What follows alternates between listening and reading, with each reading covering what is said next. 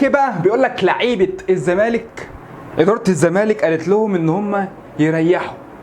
طب يريحوا من ايه؟ يريحوا من بطوله كاس مصر، وهنلعب بالناشئين وهنلعب باللعيبه الاحتياطي فريق الرديف، ولو وصلنا في فاينل كاس مصر هنبدا نجيب اللعيبه الاساسيه يلعبوا هم الفاينل، يلعبوا هم الايه؟ الفاينل. يعني يا عم مثلا لعيبه الناشئين اللي بيقولوا عليهم ناشئين، وهنتكلم في النقطه دي، واللعيبه الرديف اللعيبه الاحتياطي لو تعبوا بقى واجتهدوا ووصلوا للنهائي، طبعا احنا كده كده خرجنا، ولكن لو كانوا كملوا وكسبنا الجيش ورحنا لعبنا الاسماعيلي وكسبنا الاسماعيلي ورحنا سيمي فاينل ووصلنا النهائي، فاركنوا انتوا على جنب، هنجيب زيزو بقاليزو ونجيب عبد الله السعيد ال 41 سنه 40 سنه وهات وهات وهات، وهم اللي يلعبوا عشان ياخدوا الكاس ده لو هم عرفوا ياخدوه. ولكن تيجي تسال الاداره وتقول لهم هم هيريحوا ليه؟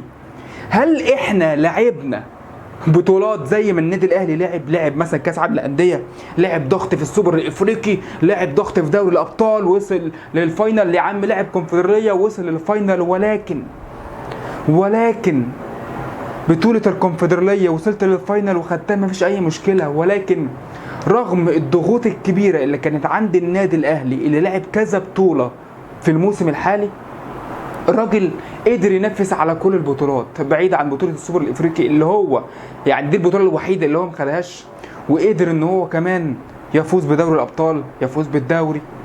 كاس مصر قال ان هو هيعتذر لان لعبته مهلكه في ايه بقى؟ منتخبات على نادي اهلي على بطولات، فحقه ان هو هنا يقول انا هعتذر على كاس مصر ومش هلعب عشان عندي اللعيبه مجهده، وعندي موسم محتاج اللعيبه ان هي تريح، لان النظام في مصر الرياضي الكروي خاصه في كره القدم ان النظام وحش، النظام مش مخلي اللعيبه او تخلي اداره الاهلي زي كده تعتذر او انها ما تعتذرش على كاس مصر. لا انا هعتذر لان مفيش فتره راحه ما بين الموسم، احنا كله ضرب كله يا معلم رايح جاي. ولكن هنا الاهلي عنده حق، ولكن انت كزمالك هو انت بتقلد وخلاص؟ انا هقلد الاهلي والله عشان هو ريح لعيبته فكمان هريح لعيبتي. طب انت هتريح لعيبتك ليه؟ تعالى كده مع بعض نعد اللعيبه اللي هو بيقول عليها مجهده.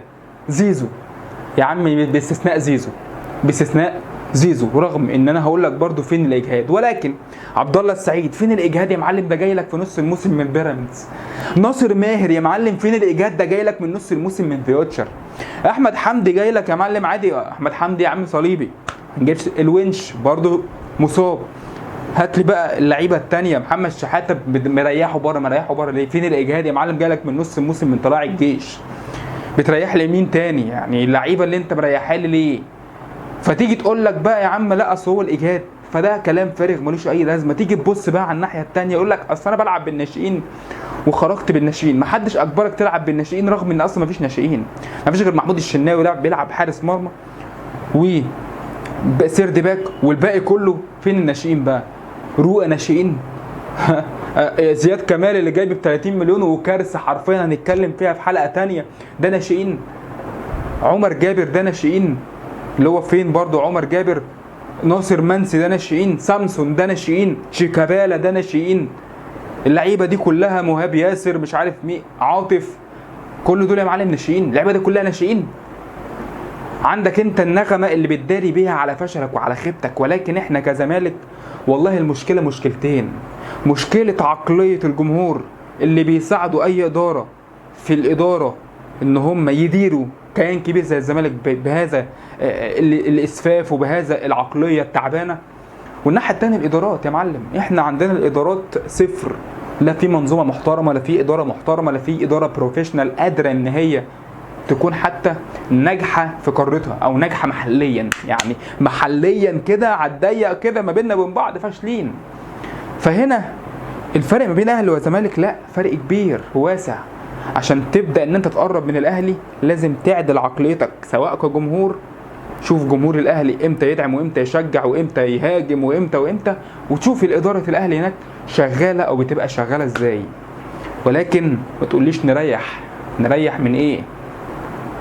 ورغم ان احنا ريحنا زي ما انتوا بتقولوا، ولكن هنشوف في مباراه السوبر اللي جايه هل الراحه اللي انتوا قلتوا عليها هتجيب نتيجه، ولا هناخد على قفانا ونخسر السوبر بقضيه من قفشه من تاني. وكفايه عظمه لحد كده.